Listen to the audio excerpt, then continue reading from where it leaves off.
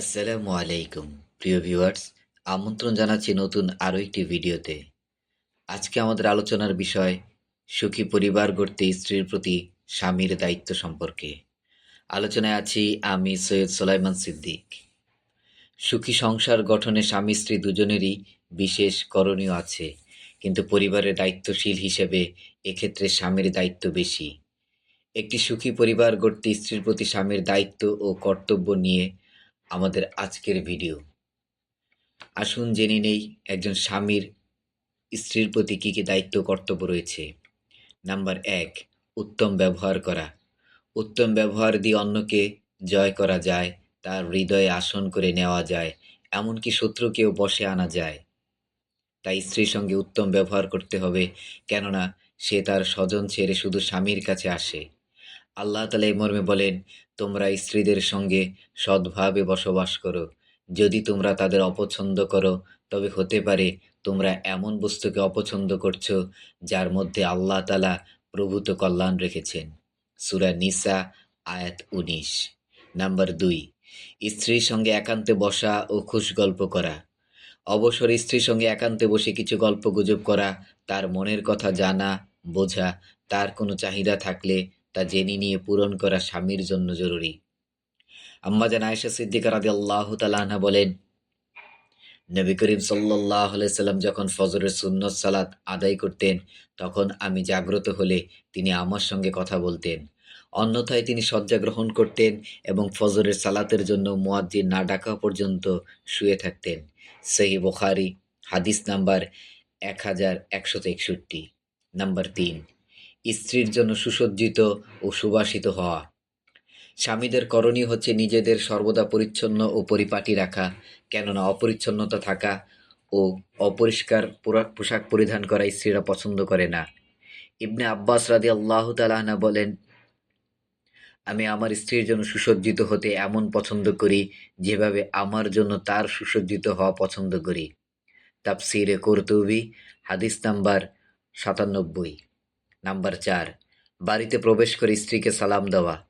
সালাম বিনিময়ের মাধ্যমে পারস্পরিক ভালোবাসা বৃদ্ধি পায়।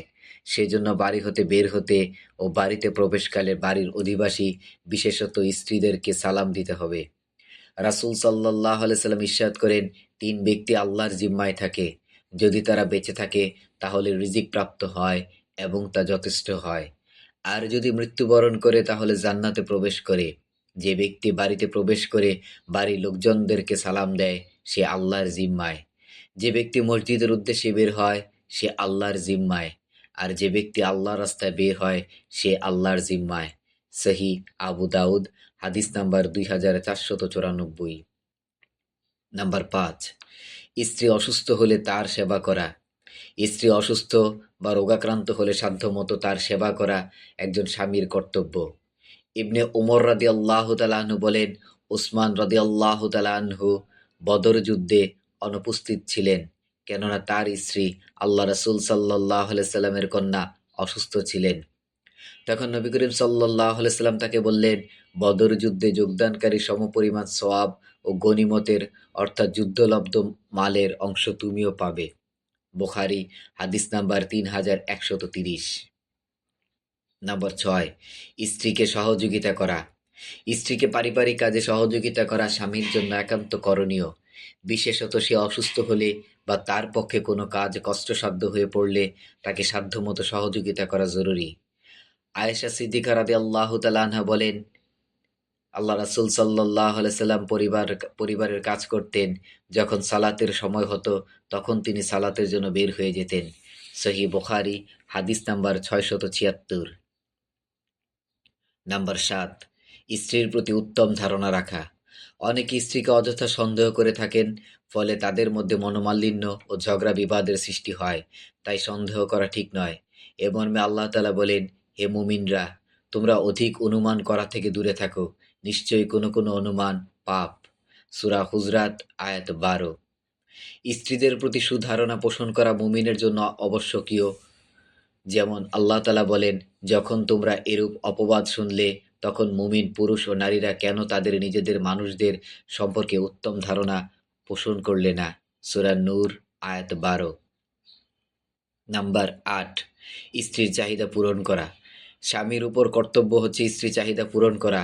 আল্লাহ রাসূল সাল্লাল্লাহু আলাইহি সাল্লাম এ মর্মে বলেন, তোমার উপর তোমার শরীরের হক আছে, তোমার উপর তোমার চোখের হক আছে এবং তোমার উপর তোমার স্ত্রীরও হক আছে।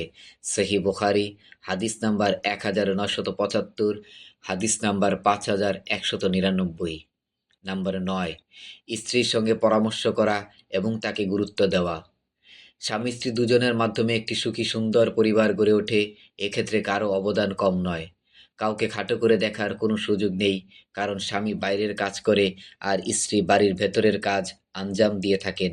তাই পরিবারের যে কোনো কাজে তার সঙ্গে পরামর্শ করা ও সঠিক হলে সে পরামর্শ মূল্যায়ন করা উচিত। এ মর্মে আল্লাহ তাআলা বলেন, আর জরুরি বিষয়ে তাদের সঙ্গে পরামর্শ করো। সূরা আল ইমরান আয়াত 159। আল্লাহ রাসূল সাল্লাল্লাহু আলাইহি সাল্লাম ওহী নাজিলের পর আম্মাজান খাদিজাতুল কুবরা রাদিয়াল্লাহু তাআলা আনহার সঙ্গে পরামর্শ করেন।